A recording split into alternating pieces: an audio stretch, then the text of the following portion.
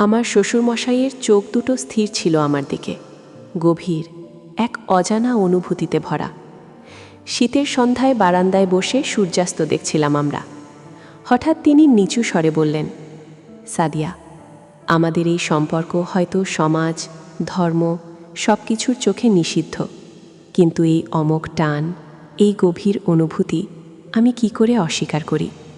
আমি তো মেনে নিতে প্রস্তুত, যদি তুমিও। তার কথা শেষ না হতেই আমার পৃথিবী দুলে উঠল। মাথার মধ্যে সহস্র ঘূর্ণি, বুকের ভেতর দমকা হাওয়া। আমি নিজেকে বহু কষ্টে এই জটিলতা থেকে দূরে রাখতে চেষ্টা করেছিলাম, কিন্তু সেদিন থেকে যেন সব কিছুই বদলে গেল চিরতরে। বন্ধুরা, মায়া ব্লগসে তোমাদের সবাইকে স্বাগতম। আশা করি তোমরা সবাই ভালো আছো। আজকের গল্পটা খুব স্পর্শকাতর, খুব গভীর, তাই অনুরোধ করব হেডফোনটা লাগিয়ে নাও আর মন দিয়ে শোনো। আর হ্যাঁ, যদি গল্পটা ভালো লাগে তাহলে সাবস্ক্রাইব করতে ভুলো না কিন্তু। আমার নাম সাদিয়া। 5 বছর আগে আরিফের সাথে আমার বিয়ে হয়েছিল। একটা সাজানো গোছানো জীবন ছিল আমার। ধামরাইয়ের এক সাধারণ মধ্যবিত্ত পরিবারে আমার জন্ম, কিন্তু আরিফদের পরিবার ছিল বেশ সম্ভ্রান্ত। পুরনো ঢাকার এক বনেদি বাড়ির ছেলে সে। আরিফ দেখতে যেমন সুন্দর ছিল, তেমনই ছিল ওর মনটা। প্রথম দিকে আমাদের সম্পর্কটা ছিল রূপকথার মতো। ওর অফিস ছিল ধানমন্ডিতে, আর আমি তখন সবেমাত্র গ্র্যাজুয়েশন শেষ করে একটা ছোটোখাটো চাকরি খুঁজছিলাম। বিয়ের পর আমি একটা বেসরকারি ব্যাংকে চাকরি পেয়েছিলাম, মতিঝিলে। আরিফ বলতো, সাদিয়া, তুমি তো আমার জীবনের চাঁদ, তোমার আলোয় আমার পৃথিবী আলোকিত। আমিও ওকে পাগলের মতো ভালোবাসতাম। আমাদের ছোট্ট সংসারটা ছিল ভালোবাসায় ভরপুর।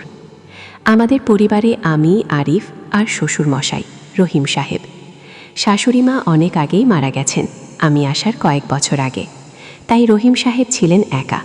আরিফ ছিল তার একমাত্র সন্তান। আমি যখন এই বাড়িতে এলাম, তখন আমার শ্বশুরমশাইকে দেখে প্রথম যে অনুভূতিটা হয়েছিল সেটা হলো এক গভীর শ্রদ্ধা আর মায়া। তিনি ছিলেন একজন প্রবীণ মানুষ, প্রায় 60-এর কাছাকাছি বয়স, কিন্তু তার ব্যক্তিত্ব ছিল অত্যন্ত দৃঢ়, আর তার চোখে মুখে ছিল এক অদ্ভুত প্রশান্তি। তিনি একজন অবসরপ্রাপ্ত সরকারি কর্মকর্তা ছিলেন, কিন্তু তার জ্ঞান আর অভিজ্ঞতা ছিল অসাধারণ। প্রথম থেকেই তিনি আমাকে নিজের মেয়ের মতোই দেখতেন। আমার ছোটোখাটো সব বিষয়ে তার ছিল গভীর মনোযোগ। আমি যখন নতুন বউ হয়ে এই বাড়িতে এসেছিলাম, তখন কিছুটা নার্ভাস ছিলাম, কিন্তু রহিম সাহেব আমাকে কখনো একা অনুভব করতে দেননি। তিনি আমাকে গল্প শোনাতেন, আমার পছন্দের খাবার নিয়ে খোঁজ নিতেন, আর আমার সাথে প্রতিদিন সকালে চা খেতে খেতে খবরের কাগজ পড়তেন। আরিফদের কাজের চাপে প্রায়ই ব্যস্ত থাকত।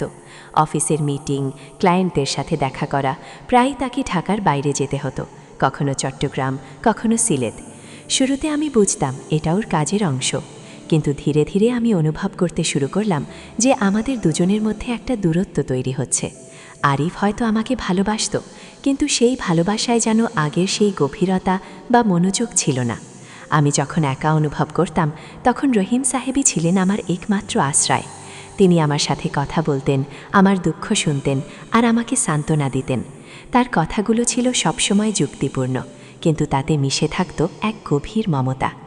আমি যখন অফিস থেকে ফিরতাম, প্রায়ই দেখতাম রহিম সাহেব বারান্দায় বসে বই পড়ছেন বা বাগানের যত্ন নিচ্ছেন। তিনি আমাকে দেখলেই হাসি মুখে ডাকতেন, সাদিয়া, কেমন কাটলো তোমার দিন? খুব ক্লান্ত লাগছে? তার এই ছোট্ট প্রশ্নগুলো আমার সারা দিনের ক্লান্তি ভুলিয়ে দিত। আমি তার পাশে গিয়ে বসতাম, আর তিনি আমার সাথে গল্প করতেন, কখনো নিজের তারুণ্যের গল্প, কখনো দেশের ইতিহাসের কথা, কখনো বা জীবনের দর্শন নিয়ে। আমি মন্ত্রমুগ্ধ নত শুনতাম। তার কথায় এমন এক সম্মোহনী শক্তি ছিল যে আমি তার সাথে কথা বলতে বলতে কখন যে সময় পার হয়ে যেত বুঝতেই পারতাম না। একদিন আমার খুব মন খারাপ ছিল। অফিসে একটা বড় প্রজেক্ট নিয়ে সমস্যা হয়েছিল, আর আরিফ সেদিনও রাত করে ফিরবে বলে ফোন করে জানিয়েছিল। আমি বারান্দায় চুপচাপ বসেছিলাম। রহিম সাহেব আমাকে দেখে কাছে এলেন, আমার কাঁধে হাত রেখে খুব আলতো করে জিজ্ঞেস করলেন, কি হয়েছে মা? তোমার মুখটা এমন মলিন কেন? আমি নিজেকে ধরে রাখতে পারিনি। তার কাছে নিজের সব কষ্টের কথা বলেছিলাম। আরিফের ব্যস্ততা, আমার একাকিত্ব, অফিসের চাপ, সব। তিনি মনোযোগ দিয়ে শুনলেন, একটিও কথা বললেন না, শুধু আমার হাতে নিজের হাত রেখে মৃদু চাপ দিলেন। সেই স্পর্শে এমন এক আশ্বাস ছিল, এমন এক সান্ত্বনা ছিল, যা আমি আরিফের কাছ থেকে বহুদিন পাইনি। সেদিন আমার মনে হয়েছিল এই মানুষটা আমাকে কতটা বোঝেন, কতটা অনুভব করেন। আমার ভেতরের শূন্যতা যেন তার স্পর্শে কিছুটা হলেও ভরে উঠেছিল। ধীরে ধীরে রহিম সাহেবের প্রতি আমার অনুভূতিগুলো যেন বদলাতে শুরু করলো। এটা কী ছিল আমি ঠিক বুঝতে পারতাম না। এটা কি শুধু একজন বাবার প্রতি মেয়ের ভালোবাসা, নাকি এর চেয়েও গভীর কিছু? তার উপস্থিতি আমাকে শান্তি দিত, তার কথা আমাকে অনুপ্রেরণা যোগাত, আর তার নীরব দৃষ্টিতে আমি খুঁজে পেতাম এক অদ্ভুত নির্ভরতা। আরিফ যখন বাড়িতে থাকত তখনও আমি দেখতাম তার চেয়ে রহিম সাহেবের সাথেই যেন আমার বেশি মিল। আমরা একই বই পড়তে ভালোবাসতাম, একই ধরনের গান শুনতাম, আর একই ধরনের বিষয় নিয়ে আলোচনা করতে স্বাচ্ছন্দ্য বোধ করতাম। একদিন রাতে আরিফ রাজশাহীতে একটা মিটিংয়ে গিয়েছিল। আমি আর শ্বশুরমশাই ডাইনিং টেবিলে বসে রাতের খাবার খাচ্ছিলাম। হঠাৎ তিনি বললেন, সাদিয়া, তুমি কি জানো তোমার হাসিটা আমার মৃত স্ত্রীর হাসির মতো? কথাটা শুনে আমার বুকটা ছ্যাদ করে উঠল। আমার হাত থেকে চামচটা পড়ে গেল। আমি তার দিকে তাকালাম। তার চোখে তখন এক অদ্ভুত বিষণ্ণতা আর গভীর মমতা। তিনি বললেন, ওর নামও ছিল সাদিয়া। আমার জীবনে সে ছিল এক অসাধারণ নারী। আর তুমিও ঠিক ওর মতোই প্রাণোচ্ছল, বুদ্ধিমতী আর মায়াবী। আমি সেদিন কোনো কথা বলতে পারিনি, শুধু তার দিকে তাকিয়েছিলাম। আমার ভেতরে যেন এক নতুন অনুভূতির জন্ম নিচ্ছিল, এক মিশ্র অনুভূতি যা আমাকে একই সাথে আনন্দ আর ভয় দিচ্ছিল। এরপর থেকে আমি যেন তাকে নতুন করে দেখতে শুরু করলাম। তার প্রতিটি কথা, প্রতিটি হাসি, প্রতিটি স্পর্শ সব কিছুই যেন আমার মনে এক গভীর দাগ কাটতে শুরু করল। আমি বুঝতে পারছিলাম আমি এক নিষিদ্ধ পথের দিকে এগোচ্ছি। আমি একজন বিবাহিত নারী, আর তিনি আমার শ্বশুর। এই সম্পর্কটা সমাজের চোখে, ধর্মের চোখে চরম অপরাধ। আমি নিজেকে বোঝাতে চেষ্টা করতাম এটা আমার ভুল, এটা শুধু শ্রদ্ধাবোধ আর নির্ভরতা, কিন্তু আমার মন মানতে চাইতো না। আমি যখন তার দিকে তাকাতাম তখন আমার চোখে শুধু একজন প্রবীণ মানুষকেই দেখতাম না, দেখতাম এক গভীর সমুদ্রের মতো এক পুরুষকে, যার অতল গভীরে লুকিয়ে আছে অসীম ভালোবাসা আর একাকিত্ব। আমি তাকে এড়িয়ে চলতে চেষ্টা করতাম, তার সাথে কথা বলা কমিয়ে দিলাম, তার সামনে যেতেও কেমন অস্বস্তি বোধ করতাম। কিন্তু তিনি যেন আমার মনের কথা বুঝতে পারতেন। তিনি কোনো প্রশ্ন করতেন না, শুধু দূর থেকে আমাকে দেখতেন। তার সেই নীরব দৃষ্টি, নীরব ভালোবাসা আমাকে আরও বেশি অস্থির করে তুলত। আমি জানতাম আমার এই অনুভূতিগুলো প্রকাশ করা মানে সব কিছু ধ্বংস করে দেওয়া।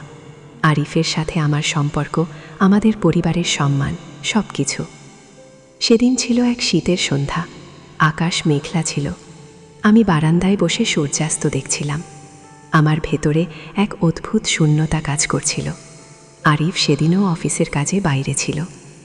রহিম সাহেব এসে আমার পাশে বসলেন। তিনি কিছুক্ষণ নীরব ছিলেন। তারপর হঠাৎ সেই কথাগুলো বললেন যা আমার জীবনকে চিরতরে বদলে দিল।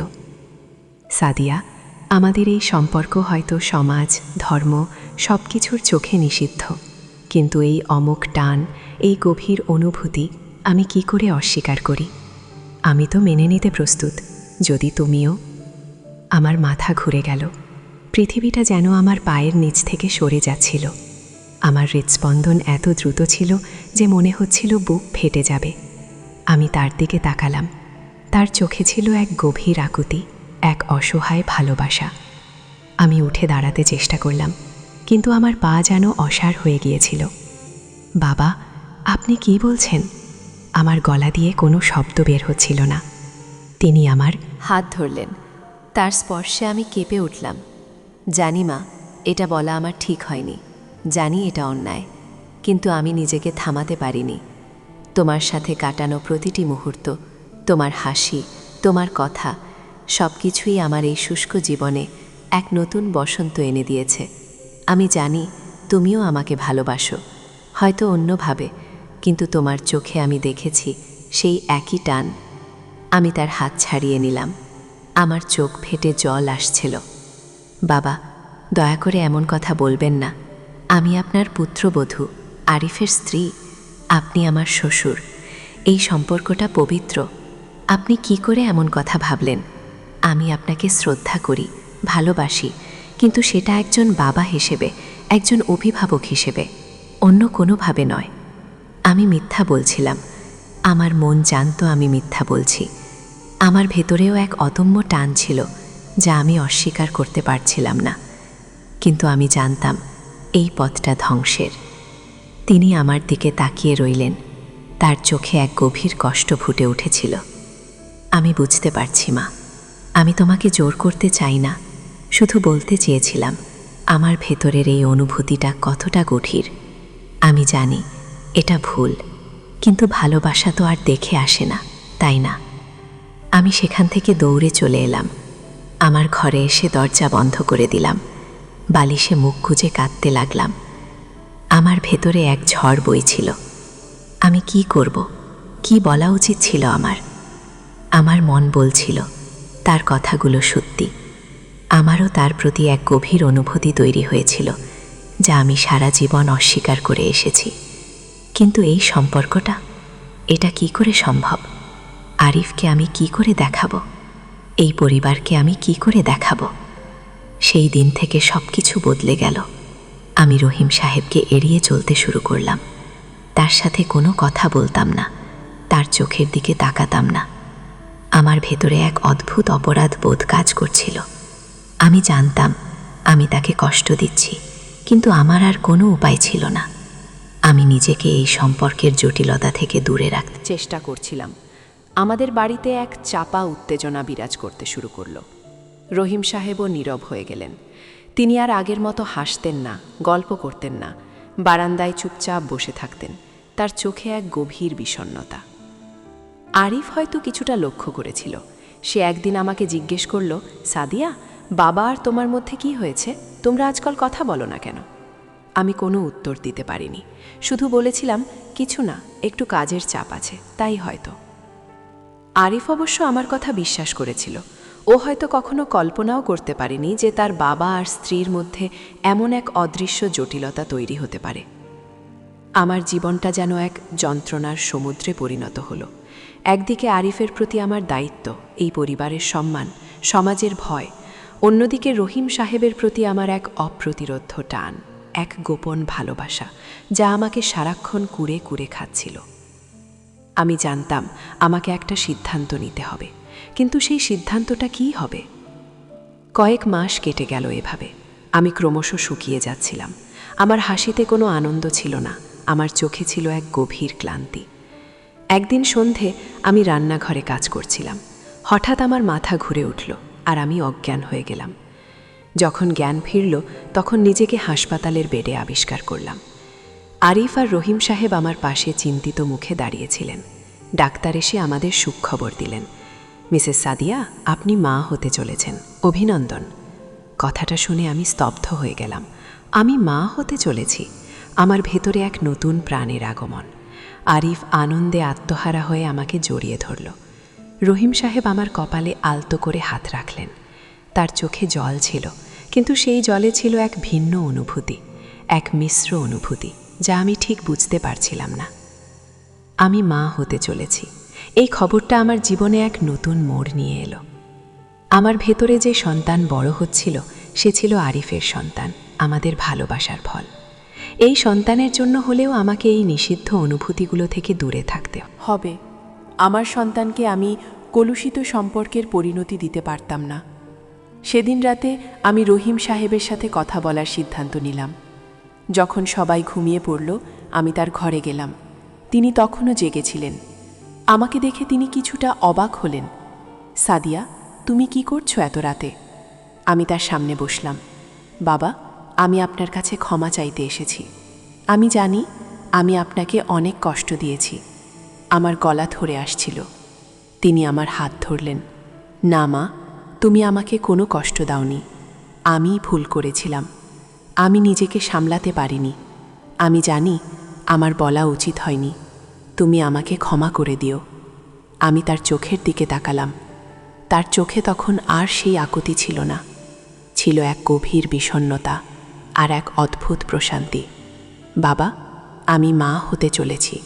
কথাটা শুনে তিনি কিছুক্ষণ নীরব রইলেন। তারপর আমার হাতটা আরও শক্ত করে ধরলেন। আমি জানি মা, আর আমি জানি এই খবরটা তোমার জীবনকে এক নতুন অর্থ দিয়েছে। তুমি তোমার সন্তানের দিকে তাকাও। তোমার জন্য এখন এটাই সবচেয়ে বড় সত্য। আমি তোমার এই সিদ্ধান্তের সাথে আছি। আমি চাই তুমি সুখী হও, আরিফ আর তোমার সন্তানকে নিয়ে তোমার জীবনটা যেন ভালোবাসায় ভরে ওঠে। আমার চোখ থেকে টপ টপ করে জল পড়তে শুরু করলো। বাবা, আপনার মতো একজন মানুষ। তিনি আমাকে থামিয়ে দিলেন। না মা, আমি শুধু একজন পিতা। একজন পিতা হিসেবে আমার দায়িত্ব হলো আমার সন্তানের পরিবারকে রক্ষা করা, আমার পুত্রবধূকে সুখ দেওয়া। আমার অনুভূতিগুলো হয়তো ভুল ছিল, কিন্তু আমার ভালোবাসাটা খাঁটি। আর সেই ভালোবাসা থেকেই আমি চাই তুমি সুখী হও। আমাদের এই সম্পর্কটা, যা তুমি আর আমি অনুভব করেছি, সেটা আমাদের দুজনের গোপন থাক। এটা শুধু আমাদের দুজনের স্মৃতি হয়ে থাক। আমি তার দিকে তাকিয়েছিলাম।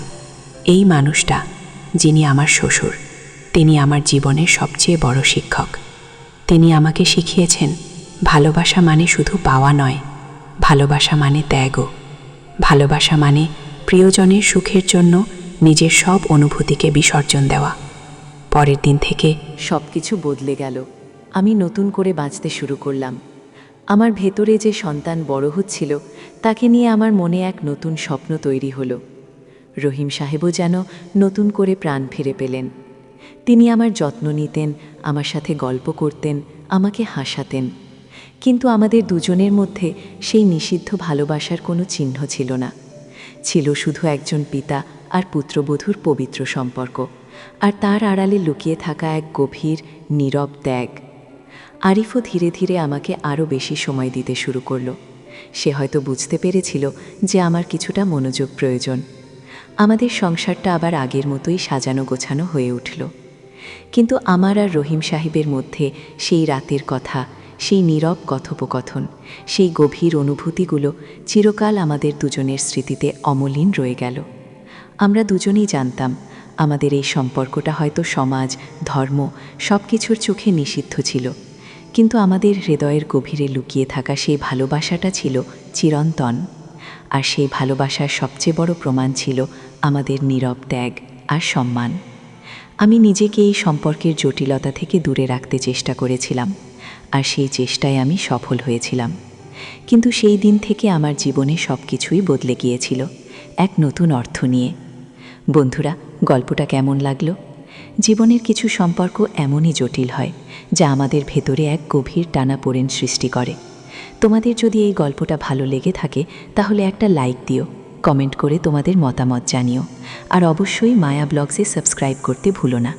তোমাদের ভালোবাসা আর সমর্থনই আমাদের এগিয়ে যাওয়ার অনুপ্রেরণা। দেখা হবে পরের ব্লগে নতুন কোনো গল্প নিয়ে। ততদিন পর্যন্ত ভালো থেকো।